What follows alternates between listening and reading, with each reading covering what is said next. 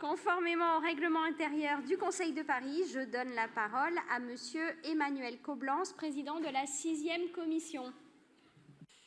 Merci beaucoup, Madame la maire. Bonjour, chers collègues. Je ne cache pas le plaisir qui est le mien de pouvoir vous présenter le compte-rendu de la 6e commission devant une assemblée aussi fournie ce matin. Notre commission qui s'est réunie mardi 1er avril dernier.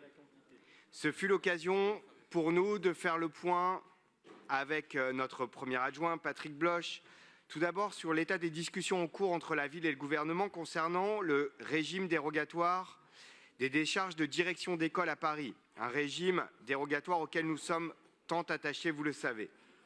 Car à l'issue d'une forte mobilisation des parents d'élèves, des syndicats d'enseignants, des élus, la ministre a annoncé un moratoire et l'ouverture de négociations et je sais que notre premier adjoint y reviendra au cours de la séance puisque plusieurs vœux ont été déposés sur ce sujet.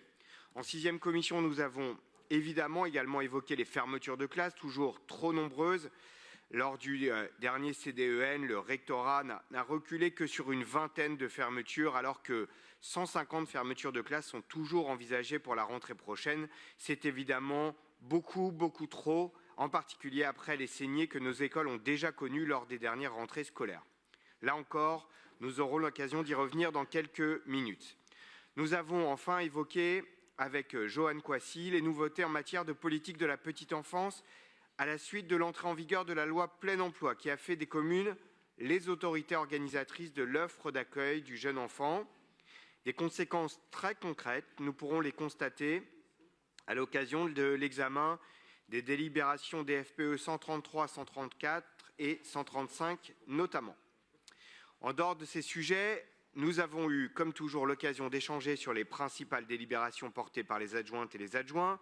Hélène Bidard, qui est présente ce matin, je la salue, nous a présenté la DDCT 20, qui accorde des subventions à 24 associations agissant en faveur de l'insertion socio-professionnelle des Parisiennes éloignées de l'emploi, un sujet évidemment très important pour la justice sociale et le droit des femmes. Elle nous a également évoqué la présentation à la presse des dispositifs de la ville en faveur du droit aux vacances. Sur les questions éducatives, Patrick Bloch a évoqué plusieurs délibérations importantes, j'en cite quelques-unes. La DASCO 16 relative à la rénovation de la cité mixte régionale Jacques Decour, la DASCO 11 relative à la rénovation de la cité mixte régionale Carnot. Il y en a bien d'autres évidemment. De son côté, Joanne Coissy nous a présenté la DFPE 67 qui porte sur les subventions pour des projets dont des ludothèques dans le cadre du budget participatif, des beaux projets dont l'un, situé dans la ludothèque Denise-Garon du 13e arrondissement, un très bel arrondissement, propose l'aménagement d'un espace sensoriel destiné au public en situation de handicap.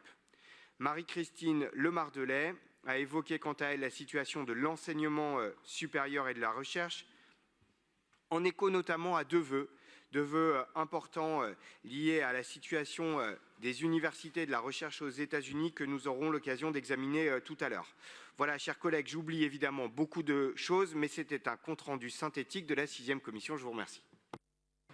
Merci beaucoup.